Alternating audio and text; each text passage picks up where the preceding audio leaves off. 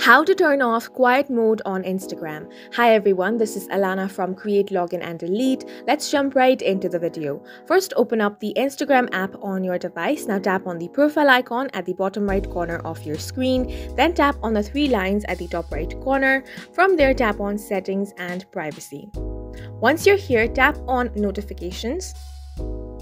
Here you can see the quiet mode option. Now, quiet mode is a feature where you can mute notifications at night or whenever you need to focus. If you want to turn off this mode, you want to tap on it first. As you can see, quiet mode is enabled and the start time is 11 p.m. and end time is 7 a.m. So I have not been receiving any notifications during this time. If you want to turn off this mode, simply toggle this option off.